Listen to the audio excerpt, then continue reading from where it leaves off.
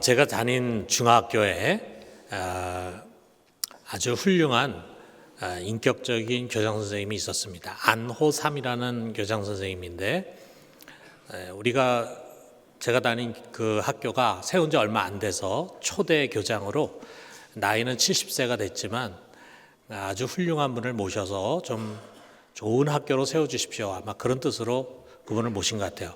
이분은 아주 진정한 교육 철학을 가지고 그것을 실현해 보고 싶어 했는데 그분이 직접 이 학교 교훈을 만들었는데 그 중에 첫 번째가 뭐냐면 거짓 없는 사람이 되자라는 것이었어요.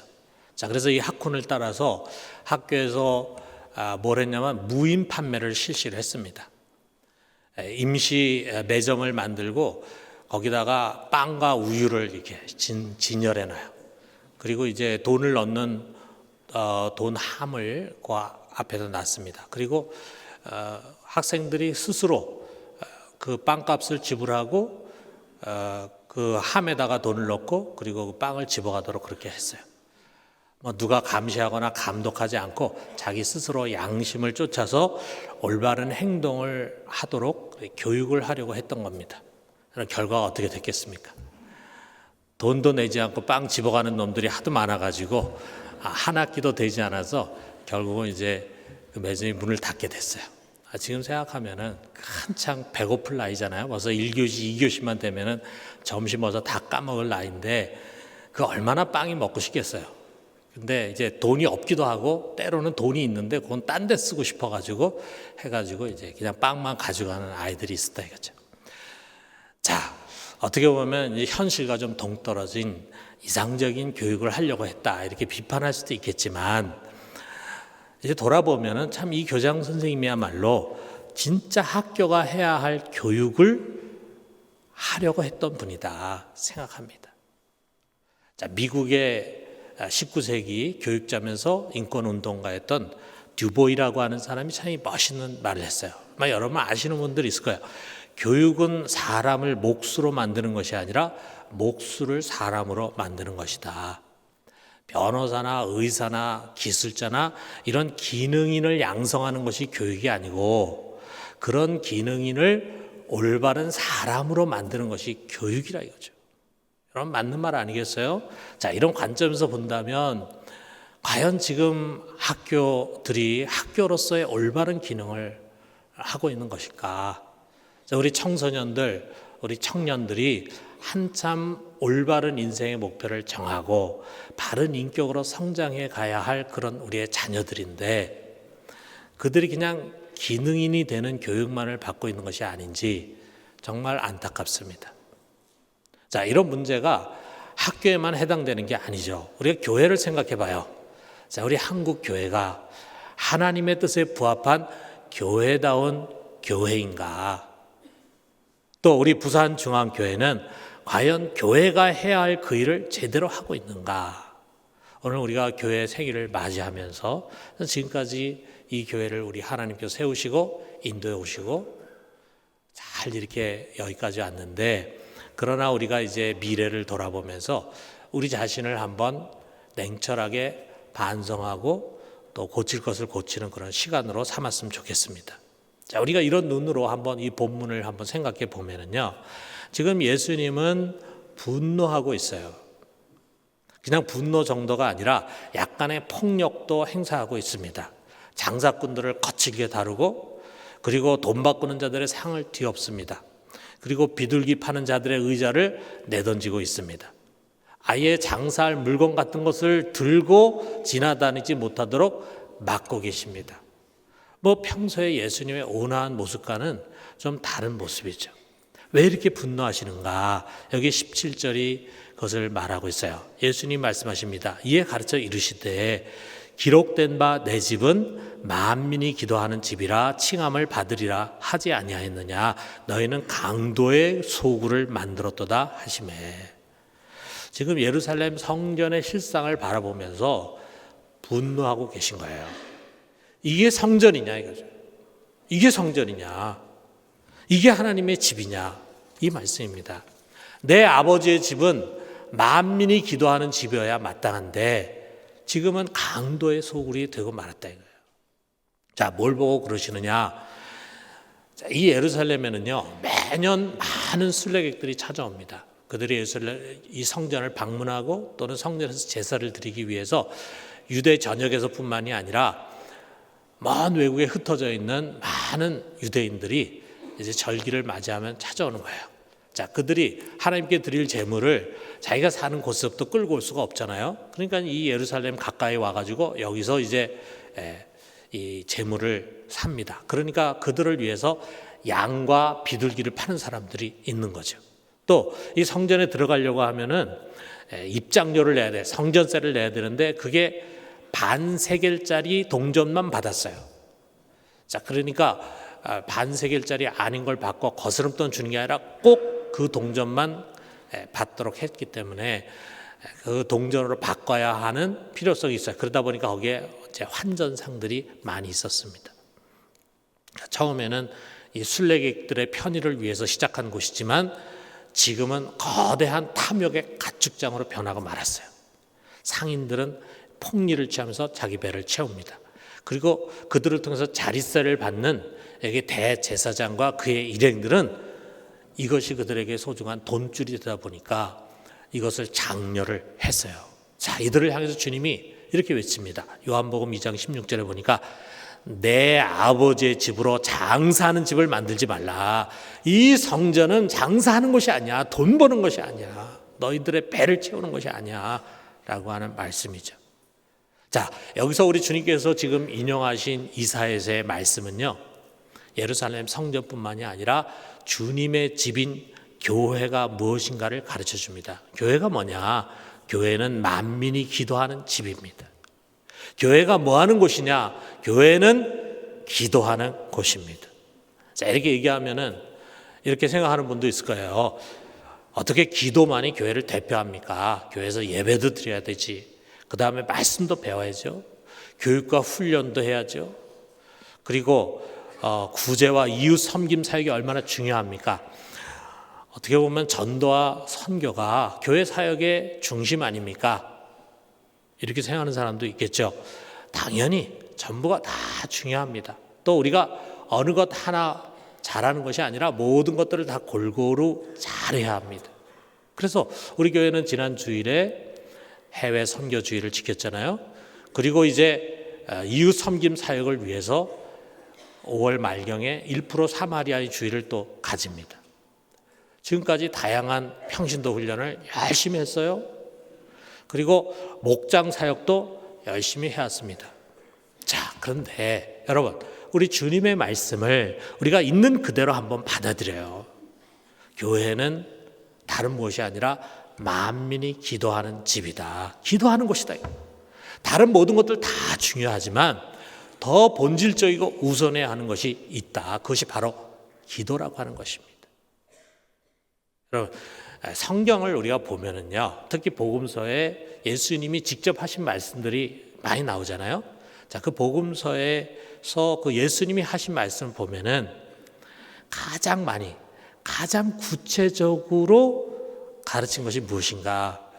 예배에 대해서도 가르치고 전도에 대해서 가르치고 구제에서 가르쳤지만 그 어떤 것보다도 월등하게 주님은 기도에 대해서 많이 가르치셨어요. 주님은 기도에 관한 많은 가르침을 제자들에게 줍니다. 그것은 제자들로 하여금 너희들은 기도하는 사람이 돼야 된다. 기도하지 않으면은 하나님 나라 사역을 이룰 수 없다라고 하는 의미죠. 그래서 예수님의 제자가 되는 것은 기도 학교에 입학하는 것과 같은 것입니다. 제일 먼저 주님은요, 아무거나 중언부언 하지 말고 무엇을 기도해야 되는지 이것을 가르쳐 주셨어요. 이게 바로 그 유명한 주기도문 아닙니까? 여러분, 누구든지 교회에 처음 들어오면은 제일 먼저 배우는 것이 주기도문이고 제일 먼저 암송하는 것이 주기도문이잖아요. 그리고 예배뿐만이 아니라 다양한 모임에서 우리는 주기도문을 고백합니다. 그리고 그것뿐만이 아니라 우리의 기도를 독려하는 많은 말씀을 주셨어요. 자, 우리가 잘 아는 말씀이에요. 대표적으로 마태복음 7장 7절에 있는 말씀이잖아요. 구하라, 그리하면 너에게 주실 것이요, 찾으라, 그리하면 찾아낼 것이요, 문을 두드리라.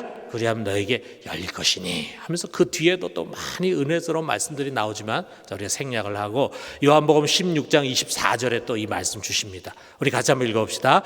지금까지는 너희가 내 이름으로 아무것도 구하지 아니하였으나 구하라 그리하면 받으리니 너희 기쁨이 충만하리라. 하나님 너희 반드시 들으신다. 그리고 응답하신다. 그러니까 무조건 구해라. 어떻게 기도해야 됩니까? 어디서 기도해야 됩니까? 어떤 방법으로 기도해야 됩니까? 그거 묻지 말고, 그거 중요한 거 아니니까 너희가 기도할 줄 모르건, 기도하는 방법을 모르건, 기도하는 시간이 있건 없건 너희는 무조건 구해라. 어려운 문제 만나면 무조건 구해라. 그러면은 하나님이 응답하신다. 말씀해요. 그것뿐만이 아니죠. 여러분 잘 아는 것처럼 과부와 불의한 재판장 비유가 있잖아요. 그것을 통해서 낭망하지 말고 우리가 해야 할 끈기 있는 기도 가르쳐 주시잖아요. 또 한밤중에 찾아온 벗의 비유를 통해서 강청하는 기도, 그것을 가르치십니다. 너희도 그렇게 기도해라. 또 성전 안에 들어가서 기도하는 바리새인과 세리 비유, 그것을 통해서 정말 하나님이 응답하시는 기도가 어떤 것인가도 가르쳐줘요. 이와 같이 기도에 관한 수도 없는 말씀을 우리에게 주셨어요. 말씀만 주신 것이 아니라 예수님이 손수 기도의 본을 보여주셨습니다. 새벽 오히려 미명, 아주 이른 새벽마다 주님께서는 한적한 곳으로 가셔서 거기서 기도하셨어요.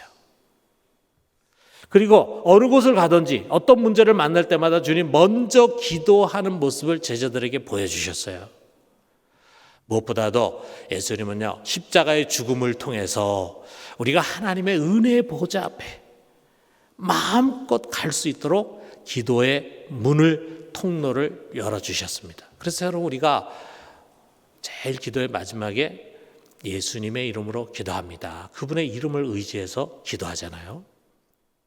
그러면 이제 예수님은 이제 기도의 사역은 다 끝나셨는가? 그렇지 않습니다. 예수님 지금 하나님 우편에 앉아 계신데 거기서 뭘 하시는가? 로마서 8장 34절에 우리의 그것을 가르쳐줘요. 그는 하나님 우편에 계신 자요 우리를 위하여 간구하시는 자신이라. 예수님 지금도 우리를 위해서 기도하고 있습니다. 여러분 우리 예수님이야말로 진정한 기도자예요. 그리고 우리에게 기도를 가르쳐 주신 기도의 스승입니다. 그리고 우리의 기도를 도우시는 보혜사입니다. 자, 그렇다면 그 예수님 가신 다음에 예수님의 이름으로 오신 성령은 어떠하신가? 로마서 8장 26절이 우리에게 그걸 가르쳐줘요. 이와 같이 성령도 우리의 연약함을 도우시나니 우리는 마땅히 기도할 바를 알지 못하나 오직 성령이 말할 수 없는 단식으로 우리를 위하여 친히 간구하시느니라. 성령 우리에게 기도를 가르쳐 주시는 분이기도 하지만 가르쳐 주기 이전에 우리를 위해서 기도하시는 분입니다. 우리가 너무 연약해서 어떻게 기도할지 모르기 때문에 먼저 우리를 위해서 그분은 계속해서 기도해 주시는 분이에요. 자, 여러분 우리가 한번 생각해 봐요. 성부 하나님은 우리가 기도할 때 들으시고 응답하십니다. 성자 하나님은 우리의 기도를 가르쳐 주시고 우리의 기도의 길을 열어주시는 분이에요. 성령 하나님은 우리를 위해서 친히 기도하시는 분이십니다. 여러분 삼위일체 하나님과 우리가 이처럼 기도로 묶여 있어요. 기도 안에서 우리가 함께 코이노니아, 교제를 갖습니다. 하나님은 우리를 기도의 자리로 부르시고 우리가 기도할 수 있도록 도와주시고 그리고 그 기도를 듣고 응답하셔서 우리를 구원하시고 우리의 길을 열어주시는 것입니다. 자, 그런데 여러분 더 중요한 게 있어요. 우리가 드리는 기도는 그분으로 하여금 일하도록 하는 통로예요. 이게 중요합니다. 여러분 우리가 기도할 때 하나님이 일어나서 역사하시는 거예요. 그렇기 때문에 주님은 그분이 일하셔야 되기 때문에 그토록 우리에게 기도를 강조하신 것입니다. 여러분 하나님이 일하셔야 됩니다. 그래야 일이 됩니다. 여러분 우리가 홀로 일하면요 우리 한계 안에서만 일할 뿐이에요. 그런데 하나님 나라의 일은요, 우리 오늘 중고등부 학생들이 정말 하나님 나라에 대해서 굉장히 깊이 있는 가사를 가지고 찬양했는데 여러분 하나님 나라의 일은요 우리 힘으로 할 수 있는 그런 일들이 아니에요.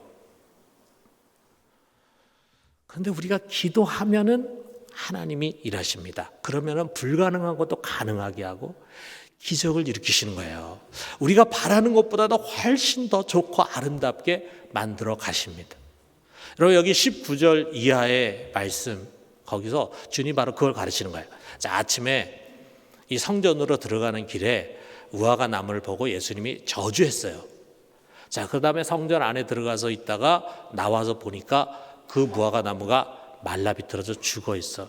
그 모습 보고 신기해하는 제자들에게 주님 말씀하십니다. 23절에서 24절에 보니까 내가 진실로 너에게 이르노니 누구든지 이 산더러 들려 바다에 던져지라 하며 그 말하는 것이 이루어질 줄 믿고 마음에 의심하지 아니하면 그대로 되리라.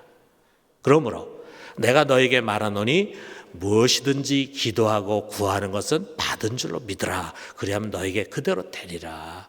자, 엄청난 말씀이에요. 여러분, 산이 들려서 바다에 던져집니다.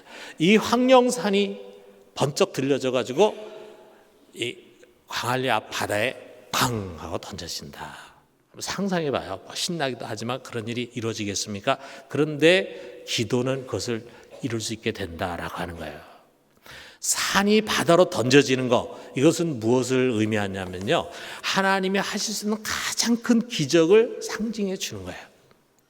그래서 바울은요, 고린도전서 13장 2절에 큰 믿음을 뭐로 표현했냐면 산을 옮길 만한 모든 믿음이다, 이렇게 표현했어요. 산을 옮길 수 있을 정도의 믿음, 이 믿음이 큰 믿음이라 이거죠. 진짜 산이 옮겨진다는 의미가 아니라 정말 큰 기적을 맛볼 수 있는 그런 믿음, 그것을 의미합니다. 여러분, 우리가 믿음으로 하나님 앞에 나가서 기도하게 되면은요, 전능하신 하나님이 역사를 하는 거예요. 그 능력으로 우리가 상상할 수 없는 일을 이루십니다. 그러므로 주님은 응답하시는 하나님에 대한 믿음과 신뢰를 강조하는 거예요. 그래서 22절 여기 교훈을 시작하면서 주시는 말씀이 뭐냐면 하나님을 믿으라. 하나님 믿어라. 너희 하나님 반드시 들으시고 역사하시고 응답하신다. 그러므로 믿고 구해라. 그러면 그대로 된다. 라는 것을 우리 가르쳐 주십니다. 여러분, 우리가 이 믿음을 가지고 기도의 자리로 나아갑시다. 여러분 앞에 지금 불가능해 보이는 문제가 있을 거예요. 그런 것들이 산처럼 느껴질 거예요. 큰 산이 내 앞에 놓여져 있어요. 내가 그것을 어떻게 옮길 수 있겠습니까? 나는 못 옮깁니다. 내가 그것을 가지고 삽질해가지고 언제 바다에 넣을 수 있겠습니까? 안 됩니다. 그런데 기도하면 하나님이 옮겨주실 것입니다. 믿음의 기도는 역사하는 힘이 있습니다. 여러분, 이거 믿으십니까? 오늘 우리 사랑하는 중고등부 우리 자녀들, 친구들, 여러분 앞에는요, 여기에 앉아있는 어른들보다 더 긴 인생의 레이스가 남아있어요. 여러분, 기도의 사람이 되세요. 기도의 사람. 저도 고등학교 2학년 때 예수님을 만나고 그때부터 기도를 시작했어요. 그런데 고등학교 2학년이면 얼마나 됩니까? 계산도 안 될 만큼 아주 먼 옛날 이야기인데 지금 돌아보면은 그때 내가 기도했던 것보다도 훨씬 더 크고 좋은 것을 하나님 나에게 주셨어요. 여러분, 공부하는 거 중요해요. 열심히 공부하세요. 그런데 여러분, 먼저 기도의 사람이 돼야 합니다. 기도의 사람. 사랑하는 성도 여러분, 기도는 하나님을 움직이는 힘이 있습니다. 교회는 교육도 중요하고 훈련도 해야 되고 전도와 선교, 구제와 이웃 섬김의 사역을 잘해야 합니다. 우리 교회가 또 잘하듯이 정의와 평화를 세우고 환경을 보존하는 일도 해야 합니다. 그런데 이 모든 것은요, 우리의 힘으로 할 수 있는 것이 아닙니다. 우리의 힘으로 하려고 하면 어떻게 되는가? 우리 겉으로 보면 잘 하는 것 같아요. 근데 속으로는 그것이 안 됩니다. 한쪽으로는 잘 세우는 것 같아요. 그런데 다른 쪽에서는 허물어지고 있어요. 우리도 모르는 가운데 외형만 보고 잘 됐다고 박수를 칩니다. 통계와 실적에 예민합니다. 그러면서 알게 모르게 세상 방법과 세속적인 가치를 쫓아가게 됩니다. 잘된 일을 놓고는요, 서로 자기 자랑, 자기 의에 빠지게 돼요. 내가 했다. 내가 했다. 자기의 영광을 가지려고 해요. 아주 별것도 아닌 작은 일에 같이 집착을 하면서 갈등하고 비난하게 돼. 섭섭한 것들이 쌓여. 자, 그러다 보면은 쉽게 지치게 됩니다. 뒤로 물러서게 됩니다. 도망가려고 하는 사람들이 생기게 됩니다. 왜 그렇습니까? 기도하지 않은 것입니다. 그 사람도 기도하지 않았지만 교회가 다 같이 기도하지 못한 것입니다. 일만 했지 기도하지 않은 것입니다. 기도의 자리에서 멀어진 거예요. 여러분, 오늘 우리가 이렇게 다 같이 예배를 드립니다. 여러분, 예배를 위해서 기도했나요? 여러분 자신이 하나님 앞에 드려지는 예배가 하나님께 연락되기를 위해서 기도로 준비했나요? 우리 모두가 드려지는 이 예배를 위해서 기도했나요? 예배가 얼마나 중요합니까? 그러나 그 예배가 예배되기 위해서는요, 기도가 필요해요. 기도로 준비되지 않은 예배는 살아있는 예배가 될 수가 없습니다. 모든 사역이 다 마찬가지입니다. 여러분, 하나님이 하셔야 합니다. 하나님이 일하시면 그 큰 역사가 이루어집니다. 사람 변화시키고 공동체를 건강하게 세워가고 모두를 겸손하게 하나가 되게 하십니다. 제대로 된 교회가 되는 것입니다. 그럴 때 교회는요, 정말 세상의 빛과 소금이 될 수 있는 거예요. 이처럼 하나님이 일하시도록 하는 그것이 바로 우리의 기도입니다. 그렇기 때문에 주님은 다른 어떤 것보다도 기도를 우선한 것입니다. 사랑하는 성도 여러분, 우리의 기도를, 우리의 교회를 다른 무엇보다도 만인이 기도하는 집으로 세워갑시다. 여러분, 우리 교회가 어떤 전통을 갖고 있습니까? 우리 교회 세워진 지도 얼마 되지 않았을 때 6.25가 터져가지고 많은 사람들이 부산으로 몰려왔잖아요. 제대로 된 건물을 가진 교회가 없을 때 우리 교회가 번듯한 건물이 있고 대청동 우리 부산의 한 중앙에 있다 보니까 거기에 많은 사람들이 와가지고 도움을 받았습니다. 무엇보다도 우리 목사님들이 다 모여서 우리 한경진 목사님 비롯해서 우리 교회에서 구국 기도회가 있었어요. 그 전통이 우리 교회 전통입니다. 기도하는 전통이 우리 교회 전통입니다. 여러분, 교회에는 기도의 용사들이 많이 있어야 합니다. 그저 평범하게 기도하는 것이 아니라 정말 기도의 용사와 같은 사람들이 많이 세워져야 합니다. 기도 모임은 항상 가득 차고 풍성해야 합니다. 교회에는 누군가를 위한 중보의 기도 소리가 항상 들려야 합니다. 여러분, 교회 어른이라고 하는 것은 다른 무엇보다도 기도에서 모범이 되는 사람들입니다. 여러분, 교회 리더가 된다는 것은 기도를 위해서 더 많이 수고하고 기도를 통해서 하나님의 일을 이뤄가는 사람입니다. 그런 기도의 간증이 항상 차고 넘치는 교회, 이것이 진정한 교회입니다. 우리가 그런 기도자가 됩시다. 그런 기도자들이 모여서 기도하는 교회가 되게 합시다. 이제 우리 교회가 만민을 위한 집으로 건강하게 세워져 나갈 수 있게 되기를 주님의 이름으로 축원합니다.